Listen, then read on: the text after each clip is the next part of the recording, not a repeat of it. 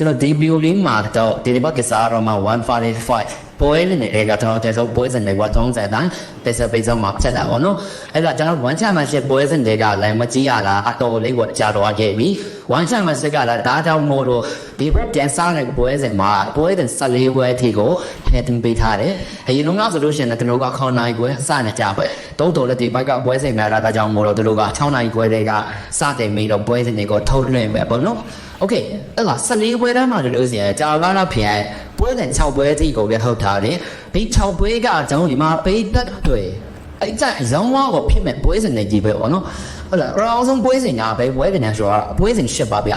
ျဘရာဇီးနဲ့ဥဘိတ်ဟူစိန်နဲ့ကစားကြမှာပါဘရာဇီးကကျွန်တော်ဒီမှာပေးတတ်တွေနဲ့ရင်းနှီးထားတဲ့ fighter တိုးနဲ့တန်းနဲ့လည်းထိုးဖို့တယ်တိုးနဲ့ထရှုံးနေတာခဲ့တယ်ပေါ့နော်အတော်လေးကိုတက်ကနစ်ကောင်းပါအဲ့ဒါအသက်ကလည်း20ပဲရှိသေးတယ်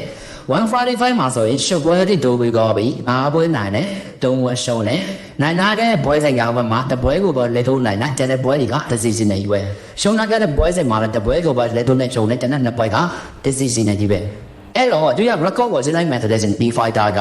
decision fighter လို့ပြောလို့ရတယ်အတိုးတော်လည်းအလက်တို့နိုင်တဲ့ပွဲနဲ့အလက်တို့စောင်းတဲ့ပွဲတွေကိုကျွန်တော်တို့ကသွားကြည့်လိုက်မယ်ဆိုလို့ရှိရင်နိုင်တဲ့ပွဲစဉ်အဲ့ဒီပွဲစဉ်ကတို့နောက်ဆုံးပြလာခဲ့တဲ့ပွဲစဉ်ပဲတို့ပင်မဲ့ဟိုသူ့လက်သေးပါဝါကြောင့်အဘက်က fighter ကိုခေကိုကျူလိုက်တာမှမဟုတ်ပဲနဲ့အနောအောင်ကြွားတဲ့အချိန်မှာတစ်ဘက်က fighter က6နာသွားတာကြောင့်ပြန်ပြီးတော့မထနိုင်ကြတာပွဲဆက်ပြီးတော့မရှင်ပြန်နိုင်ခဲ့တာပေါ့နော်ဒီလိုကြောင့်မို့လို့သူက TKO နဲ့နိုင်သွားခဲ့တယ်လို့ပြောလို့ရတယ်သူရပါဝါအရင်ကောင်းလုံးနိုင်သွားတဲ့ပုံစံမျိုးတော့မဟုတ်ဘူးပေါ့နော်ဒီစကောင်းလို့ဒီ fighter ကအလဲထိုးတာ decision ဘောက်ကိုပေါ်သွားတယ်နေစနဲ့စစ်စားကစားတယ်အမပေး fighter လို့ကျွန်တော်တို့ကပြောလို့ရတယ်ဟုတ်ပြီရှုံးလာခဲ့တဲ့ပွဲစဉ်ကိုဖယ်ကြည့်လိုက်မယ်ဆိုလို့ရှိရင်လည်းဟိုပေးတတ်တွေဝေဖန်တာကြလားဒါမှမဟုတ်လို့ရှိရင်145ရဲ့ဒီစကူကြချင်တာကြောင်းလည်းမပြောတတ်ဘူးဒါ145ကအောင်သိတဲ့တိုင်းပဲအလဲထုံးမဆက်ထုတ်ရတာဒီလိုတော့မလို့ဘလာစီကသူ့ကိုအမဘေးဖာတာဘွားကနေပြီးရုံမှဖို့ဆိုပြီးတော့အဲ့ပွဲစဉ်တဲ့ပွဲကိုသူကစိုင်ထိုးလိုက်တာကသူ့ရဲ့ကစားအတိုင်းမဟုတ်ပဲနဲ့ဘုံနာအောင်နဲ့ထိုးလိုက်တာအဲ့ဒီချိန်မှာသူကတပတ်တော့ fighter ရဲ့ pressure တန်းနဲ့ပေါအောင်မချန်နိုင်ပဲနဲ့တုံးမှကနိုးတောင်းတယ်အလေတို့ခံလိုက်ရအောင်နော်အဲ့ဒီပုံစံမျိုးတွေနဲ့သူကရှုံးလာခဲ့တာဗျထို့တော်လဲလိုရမချက်ပါတဲ့ fire ကိုကျွန်တော်တို့က technical ကောင်းတဲ့ fighter ကြောက်လို့တမထားမှာဖြစ်ပါတယ်ဟုတ်ပြီဒီဘက်ကဥပဒေဥဆိုင်ကကြောက်တော့ Pakistan နဲ့ကြည့်တယ်နိုင်ငံကိုစားဘူးတဲ့ fighter အသက်ကလည်း20ပဲရှိတယ်တဲ့တတ်တူပဲပြောလိုက်ရတယ်သူက fighter ဘွားမှာလုံးဝရှောင်းဝင်မရှိဘူးဒါကပြန်155မှာတို့ဆိုရင်လည်းဈေးဝယ်တော့ရတယ်ဈေးဝယ်လို့နိုင်တယ်အပွဲကိုအလဲဆောထားတယ်အဲ့ဒီလေးဝယ်ထဲမှာဆိုလို့ရှိရင် Uzbekistan fighter ခုစားစားလို့မော့တာမှပဲပါတယ်တဲ့ပြောမှဆိုလို့ရှိရင်ဥပဒေဥဆိုင်ကဒါဈေးတော့တကယ်ကောင်းတဲ့ fighter တယောက်လို့ပြောလို့ရတယ် record တွေကတက်တည်ပဲပေါ့နော်အဲ့တော့ဒါရဲ့ technical ကောင်းတဲ့ fighter နဲ့ကျွန်တော်တန်းတင်ပါကဒီ PT ရဲ့ technical ကောင်းတဲ့ fighter ပြန်တွေ့တဲ့ပွဲ strawweight တန်း fighter တွေတော့မထင်ဘူးနေရှိတဲ့ပွဲအဆုံးပဲဒါလို့ fighter တို့လည်းထိုက်ကလည်းရှိတဲ့အတွက်ကြောင့်ကိုတော့တို့လည်းတက်တဲ့ဆောင်တဲ့ပွဲလည်းကျွန်တော်ကတော့ထိုင်နေဘာလို့ဆိုတော့လည်းကိမှာဒီ quarter နဲ့အော်တိုင်ကတဲအောင်နဲ့ကကျင်းတွေပေါ့တွေ့နိုင်ကြီးကရှင်းနေရကဘယ်ဖြစ်ပါဒီပွဲစဉ်ကအကြောင်းဘုံနာတို့တဲ့ပုံစံမျိုးကြာနေစနစ်ပိုင်းမှာအားတန်ကြလိမ့်မယ်ကျွန်တော်ကတော့ဖေဥပိဝုစင်ကအနည်းငယ်လေးပေါ့နော်မတိမတာလေးငါတပြားလောက်ဒါနေလိမ့်မယ်လို့ကျွန်တော်ကတော့ထင်တယ်အတိုးတော်လေတရားလေးတော့ပြောလို့မရဘူးဘာလဲဆိုတော့တပတ်ကဘရာဇီးကဒီနစ်နစ်ကောင်းတဲ့ fighter အချင်းနဲ့တွေ့တဲ့ပွဲတွေမှာဆိုလို့ရှိရင်အခုတကြိမ်ကဒီ one chat message ကိုမရောက်ခင်ကပွဲတွေမှာဆိုလို့ရှိရင်ရမနာအွန်ဒါဇီ fighter မျိုးတော့မှာအနန်ကြောက်တဲ့ fighter အမပေးစနေရအောင်ပါနော်အမပေးမှာ join နေပါလာတဲ့ရတော့မို့လို့ဥပဒေစေတဲ့သူကအနိုင်နဲ့ကောင်းနေဆိုပေမဲ့ဘာစီတုံ့ပြန်လာတဲ့ပုံစံကိုလေကျွန်တော်ကရှာပြလို့မရအောင်အတီးတဲ့မရတဲ့ပွဲကကျွန်တော်မှာပဲတတ်တွေလောရမယ်စမနေဆောင်းနေတဲ့ပွဲပါတင်ညာပိုင်းကိုအထက်ကမြင်ရမယ့်ပွဲတွေကျွန်တော်ကလည်းမြင်နေပါနော်โอเคဒါလည်းကျွန်တော် WhatsApp တော့ပါမယ်နောက်တစ်ပွဲကတော့ပွဲတဲ့30မှာကစားပါဗျာနော်ပတ်နေမိုင်ခုံးတယ်တူတာတွေပွဲစဉ်မှာဒီဝက်ကတော့အတန်ဝေတန်းပွဲစဉ်အတန်ဝေတန်းမှာကျွန်တော်ရဲ့မြန်မာ fighter တွေရှိတယ်အော်ချင်းလေးရှိတယ်ဒါအပြင်ကိုကျွန်တော် slime time ကိုရရှင်ချင်း fighter နေရောရှိတယ်ဝေတန်းပေါ့နော်အဲ့ဒါဒီပွဲတွေကလည်းကျွန်တော်တို့လက်မရှင်းနိုင်စောင့်တဲ့နာပွဲစဉ်မှာပြီးတော့ဒီပွဲကထူးခြားရဘာသာပတ်နေမိုင်ခုံးကိုအဘက်က Toyota ရောက်လာ155မှာလုံးဝရှုံးဝေးမရှိသေးဘူးဒါအပြင်ကိုဒီ fighter တွေကဟိုနာကျူးချင်တာပိတ်တတ်မှုအဓိကအသားပေးတဲ့ fighter တွေ record ကိုကြည့်အောင်ဒီကပတ်နေမှာခေါ်ပဲကလက်ကလည်းဆိုတာ coupling ကလက်ကပါဒီရင်းရင်တော့အရင်တော့ကနေကြတဲ့ကလက်ကောင်နော်တော့က29နှစ်စီပဲတက်တော့155မှာနာဝဲဆိုအဲ့ဒီနာဝဲလုံးနိုင်တယ်တောင်းပွဲကိုလည်းထိုးတာအတာဝဲကျလို့နေရမျိုးမှာတောင်းပွဲတိလည်းထိုးတာနဲ့ဆိုတာက short လို့မရတဲ့အနေအထားမျိုးလုံးဝ aggressive ဇာရှိကိုတေရုံလို့လည်းထိုးနေတာဟုတ်ပြီနော်ဟုတ်ပြီဒီဘက်ကToyotaတူတာကလည်းအတက်က24နဲ့ပဲရှိသေးတယ်ဘယ်နဲ့မှကုန်းတော့အနိုင်ငယ်လေးငယ်ပေးတယ်အတိုးတို့လည်းဒီ fighter ကလည်း155မှာလုံးဝရှုံးမရှိဘူး3ဝဲဟုတ်တယ်3ဝဲနိုင်တယ်အဲ့ဒီ3ဝဲလုံးကိုအလက်ဟိုးနေကြီးပဲနိုင်တာပဲလုံးဝ bonus ကြာတယ်တော့ရလာတဲ့ fighter အတော်လေးကိုကစားပုံကျန်းတယ်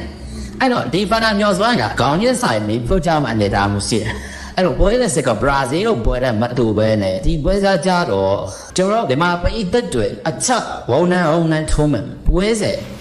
ကျွန်တော်တို့ပင်အပြန်အလှန်နော်တောင်းနေရလိမ့်မယ်လို့ထင်တယ်ပြီးတော့ Fighter ညာဆိုရင် record ကလည်း Supreme Solution ပေါ့နော်ပေးလို့ရနိုင်တဲ့အနေထားမျိုးဗျာဟုတ်ပြီပတ်နေမယ်ကောင်းတာတပုတ်က Toyota ကိုလက်ကူးနိုင်မှာဆိုလို့ရှိရင်သူရဲ့ record က6ပွဲတက်သွားပြီအဲ့ဒီ6ပွဲဒီလုံးမှာ4ပွဲလက်တူတက်သွားအဲ့တော့ဒီ Fighter ကိုလည်းစတုပေးလို့ရနိုင်တဲ့အနေထားဆိုတပုတ်က Toyota ကလည်း3ပွဲတည်းလက်တူစားဆိုတာတူလီတာတပုတ်ကပတ်နေမယ်ကောင်းပေါ့လက်တူနိုင်4ပွဲလက်တူတက်သွားပြီအဲ့တော့ဒီ Toyota ကိုလည်းစတုပေးမယ်ဆိုလို့ရှိရင်ပေးလို့ရနိုင်တဲ့အနေထားမျိုးပါနောက်ပြီးတော့အတာဝေတန်းမှာကဘလန်ရဲ့တမချမရှိသေးဘူးစားအဲ့ဒီတော့မို့လို့ဒီ Fighter မရောက်ခဲ့ကတရားတာအလေးသူနဲ့နိုင်ရဲ့ပြောလို့မရအောင်စတုတော်မှာပဲတန်းရတော်နိုင်တဲ့အဖီကိုချန်ပီယံလူပွေအိမ်မတ်တော်မှာပဲအနည်းဆုံးဖြစ်လာတဲ့အနေအထားမျိုးတွေကိုရှိတယ်ဒီပကြောင့်လို့ဒီပွဲကတရားတောင်မညာပဲနဲ့အမာတာဖြူကြမယ်ပွဲစမှာလုံးဝလန်တော့မခံတတ်ပါဘူးကျွန်တော်ကတော့ခွင့်တိတ်ပေးတာမခံမှန်းတော့ဘူးနေအောင်လုံးကတကယ်ကိုကောင်းနေရနော်အဲ့တော့ပွဲထဲမှာပဲတော့ကြည့်ဦးမယ်ပွဲနဲ့တပွဲမှာကနော်โอเคအဲ့လိုဒီနာပွဲဆက်ပြီးတော့မှာမယ်တတိပွဲနဲ့တော့ပွဲစဉ်7မှာကစားမယ်ဘတ်ကာဖေးနိုင်လောကန်ချမ်းလို့ရပွဲစဉ်မှာဒီပွဲကလည်းဘန်နယ်ဝဲတန်းပွဲစဉ်ဖြစ်သွားပြီဘန်နယ်ဝဲတန်းမှာတော့ဒီလားဒမန်ဖိုက်တာတွေကကိုစိုးတယောက်စီမယ်ဘယ်လိုစီရင်ဟိုကန်ချူဝိတ်တန်းမှာတပိတ်စီရင်စူပါဗိုင်ဇာတယောက်စီပဲဗောနော်အဲ့ဒီပွဲစဉ်ကကြာမှာစောက်ကြည့်သူမှာကဟုတ်ပြီဘက်ကဖေးရကြတော့အသက်ကနာ7နှစ်ပဲရှိတယ်155မှာ၄ပွဲစောတယ်နှစ်ပွဲနဲ့နှစ်ပွဲစောရလိုက်ဒါပေမဲ့နာနာကလည်းပွဲစဉ်တကိုတစီစဉ်နဲ့ပဲနိုင်တယ်ရှောင်းတော့ကလည်းပွဲစဉ်နှစ်ပွဲထဲမှာတစ်ပွဲကိုအလဲတော့လဲရှုံးတယ်ရှုံးတာကလည်း fighter ကလည်းတာချီလိုက်မယ်ဆိုရင်နာဘီတို့ကလည်းကတော့ရတဲ့ fighter ဆိုနာဆန်ကိုရှုံးပါတော့ပါအဲ့တော့ဘက်ကဖေးတယ်တပတ်တော့ဘောက်ဆယ်အားကောင်းတဲ့ fighter ကတွေ့လို့ရှိရင်အသက်ကြီးမှာဟာနဲ့နေတာရှိရဆိုတော့တို့ကအားရရကုန်မှာပြရပါလေ။ဟောဝိတပတ်ကလောကန်ချန်ကလုံးဝ fighter ပေါ့မှာရှုံးမရှိသေးပါဘူး။သူကတော့ဟောင်ကောင်နဲ့ဒီစကော့တလန်ကဗျာ fighter ပါနော်။ဟောအတော်ကောင်းနေဗျာ။ကစားပုံမှာလည်းအတော်ကျန်းတယ်။အသက်က20နှစ်ပဲရှိသေးတယ်။ Wi-Fi လေးမှာနောက်ပွဲတော့လေနောက်ပွဲစလုံးကိုအလဲထိုးလာတယ်။ဖူးထားတာပါလေဆိုတော့အဲ့ဒီဒူထိုးလာရဲ့ fighter မြောက်စလုံးမှာone champion စီရဲ့ Nemesis Galactica fighter တွေပဲ Super Bone Galactica fighter ရှမ်းမာဆိုတဲ့ fighter ပါတယ်ဒါပဲ Super လေးရဲ့တပည့်အစဲတောင်းတော့လေအဲ့တော့ Super Bone Super လာသူ Galactica fighter တွေကိုဒါလည်းထောင်းထားတဲ့ Logan Chan ဒီဝဲမှာဘက်ကဖေးကိုဘလောကစားမယ်ဆိုတော့စောက်ကြည့်မှာပွဲကျွန်တော်ကတော့နည်းနည်းလေးတစ်ဖက်ဖြစ်တဲ့ပွဲလူတော့ထင်းတယ်လူကန်ချမ်းရဲ့ record ဒီစားမှာပွဲတွေပဲကျွန်တော်ကလည်းမြင်တယ်ဗောနော်အဲ့ဘလော့တစ်ပါဒီပွဲကိုလည်းကျွန်တော်တို့အမှန်တမ်းနေစားကြရမှာအတော်လေးကိုပွဲရှမ်းပါလိမ့်မယ်ဒါတော့ဟုတ်ကဲ့ဒါတော့ကျန်ပွဲနဲ့ဆန်လည်းပါလေးဘုံနဲ့ခိုတာအော်လေးရပွဲစမှာမကြည့်ပွဲပါတော်လေးဘုံနဲ့ခိုတာအော်ကအခုအစ်ပွဲမှာပဲတွေ့ကိုတယ်အဲ့ဒီပွဲစမှာတော်လေးဘုံကအမှတ်နိုင်နာတယ်ဟို split decision နဲ့နိုင်တာပေါ့နော်အဲ့တော့အဲ့ဒီပွဲစဉ်ကိုတွားကြည့်လိုက်မှလို့ရှင်နေတိတ်မကွာဘူးဗျတိတ်မကွာဘူးအတော့တော်လေဓမ္မတော်အကွာတယ်ဆိုတော့ရက်ကောက်မှာတော်အကွာတယ်ဒါပေမဲ့တောင်လေးပူပါကြတော့155မှာလုံးဝရှုံးမမရှိဘူးခုနပွဲတက်လိုက်နိုင်တာပဲအဲ့ဒီမှာသုံးပွဲကိုလေထိုးလာတယ်လုံးဝ IR သေးစရာရက်ကောက်ပဲအတော့တော်လေတပတ်ကခုတာဝါကြတော့155မှာလေးပွဲထိုးဦးတယ်တပွဲပဲနိုင်တယ်သုံးပွဲရှုံးထားတယ်ရှုံးလာတဲ့သုံးပွဲကလည်းဘောနာနိုင်ထိုးဦးတဲ့စီကျင်နိုင်ပါကြောက်လာအရင်မနိုင်ပြောရနိုင်နာရပွဲတယ်ဘောသူကလည်းထိုးနေနိုင်နာတယ်အဲ့တော့တိုးမြုံစလုံးဒီရက်ကော့ပိုင်းမှာကိုအားစေဝင်မယ်ပထမဦးဆုံးရှေ့ပွဲမှာတကယ်တမ်းထိုးလဲထိုးတော့ပွဲနာမှာမကွာဘူးပဲတိတာကျွန်တော်အမြင်ဆိုလို့ရှိရင် ခိုးတာဘက်မှာတော့မဟုတ်ဘူးနိုင်ငံအလေးတာနေတဲ့အနေထားမျိုးဟိုပါဝါပိုင်းမှာတော့အဓိကတော့တော်လေးဖို့ဒီကောင်းတယ်မာကိုလိုက်ရန်ကောင်းတယ် aggressive လည်းဖြစ်တယ်တိုးတော်တယ်သူကပါဝါပိုင်းကတပတ်ခိုးတာကိုမတိုးချင်တယ်တပတ်ခိုးတာကိုခါကြတာတော်လေးဖို့လောက်တော့အရန်စတိထွက်နေမများဘူးတိုးတော်လေအခြားဆိုလို့ရှိရင်အင်္ဂလိပ်ကိုဖြစ်တယ်ကြနော်အဲ့တော့ဟိုတင်ကြမှုဘိုင်းမှာတော့တော်လေးဖို့ကောင်းတာနိုင်ငံပိုကောင်းတယ်တိုးတော်လည်းပါမှာကြတော့ခိုးတာကပူပြင်းတယ်အဲ့တော့ဒီဘွဲကမကြည့်ဘွဲလေးဖြစ်တဲ့အတွက်ကြောင့်မလို့တော်လေးကိုစိတ်ဝင်စားဖို့ကောင်းတဲ့ဘွဲနှစ်ယောက်စလုံးမတယောက်ထားတော့တယောက်သိနေပြီဒါပေမဲ့တောင်လေးဖိုးမှာအားထားတဲ့ခုရှိတယ်ကျွန်တော်လည်းအနေနဲ့တောင်လေးဖိုးဘက်ကိုအနေနဲ့လေးတာတော့တစ်ချက်ရှိတယ်အဲ့ကပါလဲဆိုတော့တောင်လေးဖိုးဒီမကြည့်ဘွဲပြန်တွေ့ပိုကောင်းတဲ့ပေါ်ပြီးတော့မရှင်းတတ်ဘူးဗျာအဲ့ကဘာမှလဲဆိုတော့ဒီမန်ခုံးနဲ့ဘွဲစင်ကတော့တွေ့ကြရလားအဲ့ဒီတိုင်းမှာမန်ခုံးနဲ့ပထမဆုံးထိုးတဲ့ဘွဲစင်မှာဆိုလို့ရှိရင်ပင်းမကွာဘူးသူ့လုံးကြကုန်းလုံးကြပုံလုံးတော့ကြိတ်ကြတာဘူးတော်ပဲမချစ်ဝက်ပြန်တွေ့တဲ့အချိန်မှာတောင်လေးဘောကပူတာတော့တယ်မန်ခုံးကအနေနဲ့တောင်လေးဘောရဲ့ကစားကွက်အောက်ကိုရောက်သွားတယ်အဲ့ဒါတောင်လေးဘောရဲ့ပုံဆိုင်ကကြတော့သူမချစ်ဝက်ကစားရဲ့ပုံကောင်းတဲ့ဆိုတော့ကျွန်တော်တို့အတိတ်မှာတွေ့ရတယ်အဲ့တော့ဒီခိုတာအောင်နဲ့ဘွဲမှာတော့အဲ့ဒီမန်ခုံးနဲ့ဒုတိယဘွဲလို့ပဲပူတာအောင်တော့လားနိုင်မလားဒါလေးကိုကျွန်တော်ကမြောင်လန်းကြည့်နေတာပေါ့နော်အဲ့လိုအဖြစ်ပါဒီဘွဲရဲ့ဒီကြောင့်ဒီမှာပေးတဲ့တွေလက်ချက်အကောင်ကြီးဆိုင်မကြိတ်မှာကောင်းကြီးဆိုင်မကြိတ်မှာအတော့ extra တွေလာတဲ့ထိုးချက်တွေကိုဒီကဦးစားပေးလိုက်မယ်ဒုတာချက်တွေချက်ခွင့်တွေကိုတက်တော့မှာမဟုတ်ဘူးအဲ့တော့တောင်လေးပူတာလည်းထိုးနိုင်ရင်စာကြိုးရဖို့မရတယ်အဲ့တော့ဒီဘွဲကိုတော့အစိမ့်နဲ့စောင့်ကြည့်ရမယ်ကျွန်တော်ကတော့တောင်လေးဖိုးကိုပေးမယ်ဟုတ်နော်ဟုတ်ကဲ့နောက်တော့က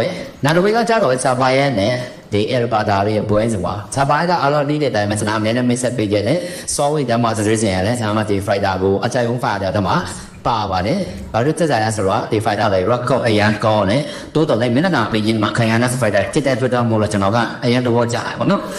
ဟုတ်ပြီအဲ့စာပါရဲ့ record ကိုရမှပြပါစာပါဒီ155မှာအတော်လေးကိုပွဲများနေပါပြီကိုပွဲတဲ့တို့လာရရှစ်ပွဲနိုင်တဲ့အပွဲရှောင်းလာတယ်အဲ့ဒီနိုင်နာတဲ့ရှစ်ပွဲမှာဒါဝဲအတိတ်ကိုလေထိုးလာကိုတွေ့ရတယ်လောက်ကောင်းတဲ့ record လေကိုပြီးစုံသားခဲ့တဲ့ပွဲစဉ်မှာလို့ရှင်တပွဲရှုံးနေတပွဲတဲ့လို့ခံတာကဲလိုက်ဆိုးလေကအဲ့ဒီရှုံးတဲ့ပွဲကလည်းစကူတာမဲ့ပွဲကြီးဖြစ်နေပါတယ်ဘာလို့လဲဆိုတော့ Ramadan on this နဲ့တွေ့ခဲ့တာပါ Ramadan on that ship power ဘိုင်းကိုသူဘယ်လို့မှမခံနိုင်ဘူးเนาะအဓိကတော့သူလည်း power ကောင်းတယ်ဆိုပေမဲ့ Ramadan on that ship မအောင်ကြောင့်လည်းသူကတိုက်ပါသွားခဲ့တာလည်းပါလို့ပြောလို့ရသူတော့လည်းခြာပါရကစတော်မြန်တဲ့ဖာတာတယောက်လိုပြောလို့ရတယ်ဒါမှမတခုတော့ရှိတယ်ကအဲ့ဒါတူဒီ on that ကိုရှုံးပြီးနောက်ထိုးတဲ့ပွဲတွေမှာတော့အရင်နိုင်ပွဲဆက်တုန်းကလက်ရည်တွေကိုကျွန်တော်တို့ကပြန်မရောက်ဒါဘောကဝန်ခံရလိမ့်မယ်အဲ့လိုစီပွဲလိုမျိုးခြာပါရကဒီ era ဖာတာနာတိုးတဲ့ပုံမှာလောက်လို့မရဘူးအဲ့လိုမျိုးရှယ်နေမှာပုံမှန်လာဆွမ်းမရတော့ပြန်နိုင်သွားတာနေတာမျိုးရှိရပါနော်အဲဒါကတော့ကျွန်တော်ခြာပါရဲ့အကြောင်းပါဟောပြီးဒီဘက်ကအားကြောင့်ဒီ Evara ကိုကြည့်အောင် Evara အားကြတော့ဒါ Winning Training Tank ကပါသူကတော့ 145 မှာဆိုလို့ရှိရင်ငါးဝဲလေးထော်ထားတယ်၃ဝဲနိုင်တယ်နှစ်ဝဲဆုံးထားတယ်အဲ့ဒီနိုင်တာအဲ့ဒါ၃ဝဲစလုံးကကျတော့နောက်ဆုံး၃ဝဲစ1 street နိုင်တာခဲ့တာပါနော်အဲ့ဒီမှာနှစ်ဝဲပေါ်အလေတော့နိုင်တာတယ်အဲ့တော့စက်တက်မဆိုင်ရအရာမှာဆိုလို့ရှိရင်တော့ Evara က၃ဝဲသက်နိုင်တာကစားမို့လို့ပို့ပြီးတော့မြင့်နေရတော့ပြောလို့ရတယ်အဲ့တော့ကျွန်တော်တို့ကဒီ fighter နှစ်ယောက်ပေါ့နော်အရင်ကရင်ဆိုင်ခဲ့တဲ့ fighter တွေကိုတွားကြည့်လိုက်မယ်ဆိုလို့ရှိရင်ခြာပါရက်ကအများကြီးပို့တာတယ်ဘာလို့သူရင်ဆိုင်ရတဲ့ fighter တွေက store away နိုင်ရအကောင်းပိုင်းဆိုတဲ့ fighter တွေကိုကြီးပဲတော့တော့ရအဲ့ဒီဘက်က fighter ကကြတော့ဟိုနိုင်ဝဲစက်တယ်ဆိုပေမဲ့သူထိုးလာခဲ့တဲ့ fighter တွေက store away တဲ့ရဲ့စတုံးမြောက်တဲ့ fighter တွေထဲမှာဒုတိယအနန္ဒ fighter တွေလို့ပြောလို့ရတယ်အဲ့လိုခြာပါရက်ကတော့အနေနဲ့တာနေရတော့မှန်လိုက်တာဒါပေမဲ့တတိထားစရာကတပတ်ကEvaraဒီတက္ကနဲ့ရန်ကောင်းတယ် Winning Training ကတော့ဖြစ်နေပါတယ်အဲ့တော့ခြာပါရက်ကလက်သေးအရာသားပြီးဝုံတောင်းနဲ့ဝင်ထုံးမဲ့ဆိုလို့ရှိရင်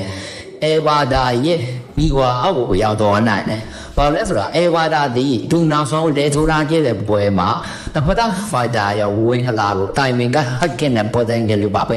အဲ့တော့အကယ်၍ဒါခြာပါရက်ကပတိမမူဝိပဲနဲ့သူအားတန်တဲ့ပုံစံနဲ့ဟိုနောင်နဲ့ဝယ်ထုံးမှန်လို့ချင်းရဲ့တပတ်ကဘာတိုင်းဟက်ခင်မိတော့နိုင်တယ်ဗျာဒါဘူးလို့ကျွန်တော်တို့ကသတိထားနိုင်မယ်ပေါ့နော်နောက်ပြီးတော့တပတ်ကဘာလာဒီ boxing scale မှာအနေနဲ့အကောင်းနဲ့အပကြောင့်မို့လို့တစ်ချက်ခြာပါရက်ကိုသာအရင်ထိသွားမယ်ဆိုရင် ချပါရဲ့မာဘူးကစိတ်မချတဲ့အနေအထားမှာရှိနေတယ်အဲ့တော့ဒီဗရာများကအတွေးတောင်ပိုင်းမှာချပါကဒါရဲဆိုဝဲမဲ့ဆော့ထွက်လို့မရအောင်ဘာမှမဖြစ်သွားနိုင်တယ်ဆိုတော့အနေအထားမျိုးပါကျွန်တော်တော့ပြန်ဒီပွဲကမဘက်စနစ်မရတော့ဘူးလို့မြင်တယ်ချပါရဲ့တော့အနေနဲ့ပိုကြိုက်တယ်တို့တော်လည်းဟိုစိတ်မချအောင်ဆိုတာအနေအထားမျိုးလေးမှာရှိတယ်ဗောလားအော်လားဒီကဒီပွဲကကျွန်တော်မာပေးတဲ့တွေကြလုံးဝဖြစ်မယ်ပွဲတဲ့ပွဲပါဗျဟုတ်ကဲ့ဒါလို့လို့စင်ကဆိုပွဲစဉ်မှာဒီပွဲစဉ်ကတော့ကောင်းပွဲပုံပန်းနဲ့ဒေချိုရီရဲ့ပွဲစဉ် fly weight တဲ့ပွဲစဉ်မှာနေအောင်စလုံးကိုကျွန်တော်ပေးတဲ့တွေတည်တယ်ပုံပန်းကကြတော့155မှာစကပွဲအဲ့ဒီတော့ဘူးလေခုနပွဲနိုင်တဲ့၄ပွဲရှောင်းလာတယ်အဲ့ဒီနာနာကလည်းခုနပွဲထဲမှာ၄ပွဲကိုအလဲထိုးထားတယ်ရှောင်းလာရတဲ့၄ပွဲထဲမှာဆိုလို့ရှိရင်တစ်ပွဲကိုအလဲထိုးနဲ့ပြန်ရှောင်းလာတယ်အဲ့ဒီလဲထိုးနဲ့ရှောင်းတဲ့ဘာပဲနဲ့လာတယ်လားဆိုရီယန်လက်နေပါဆိုရီယန်လက်ကိုပထမကြည့်ပါတယ်သူအလဲထိုးခံရအောင်နော်အဲ့ဆိုရီယန်နဲ့ဘာမှတွေ့တဲ့ပွဲမှာသူကအမလန်နာနာတယ်အဲ့ဒီပွဲတွေမှာလာဆိုရီယန်လက်ကိုနော်တောင်းနေကြထုတ်လာခဲ့ဘူးလေအဲ့ပုံပိုင်အပါပိုင်းကရှော့ထွက်လို့မရဘူးအတော်လေးကိုကောင်းတယ်လို့ပြောလို့ရတယ်။နောက်ပြီးတော့ပုံပတ်မှာကပေါ်ပြီးအားသာရာကသူထိုးထားခဲ့တဲ့ခုနှစ်ပွဲစီ flower တန်းမှာအကျဉ်းလို့က fighter တွေနဲ့ဟိုးခဲ့တာဖြစ်တယ်။နောက်အလောက်တဲ့ကိုတဲ့ပုံပတ်ကအတွေ့အကြုံရင့်ကျက်တယ်လို့ပြောလို့ရတယ်ဘောနော်။ဟုတ်ပြီဒါလည်းတပတ်တေချိုကြည့်အောင်။တေချိုကကြတော့145မှာဆိုလို့ရှိရင်သူက၄ဝဲတော့ဘူးတဲ့။အဲ့ဒီ၄ဝဲမှာ3ဝဲနိုင်တာပဲ။အဲ့ဒီ၄ဝဲဆိုဝင်မဲ့သူက fighter နဲ့အောင်နဲ့ပါထုတ်ခဲ့ရတာ။အစနူဝါနဲ့နှစ်ပွဲထိုးတယ်။နှစ်ပွဲလုံးအမှန်နဲ့နိုင်တယ်။အဲဆရီလန်နဲ့နှစ်ပွဲထိုးတယ်။အပွဲချောင်းနဲ့တစ်ပွဲနိုင်တယ်။တိုးတော်လဲဆရီလန်နဲ့စောင်းတဲ့ပွဲမှာလားသူမှမလို့သူတားတဲ့ပွဲတွေမှာနော်အဲ့ဒီထူကလည်း shot တော့မရဘူး။အခုပါကွာသွားတယ်ဆိုတော့power ဘိုင်းကွာမယ်။ဘယ်လို့ဆိုရင် experience ဘိုင်းကွာမယ်။ပုံပတ်တာ flower တန်းမှာတကယ်ကိုလက်ဆောင်တက်တယ်ဆိုတဲ့ fighter တွေနဲ့ကြီးပဲတောင်းလျှောက်ထိုးထားတဲ့အတွက်ကြောင့်မို့လို့ဒီထူကို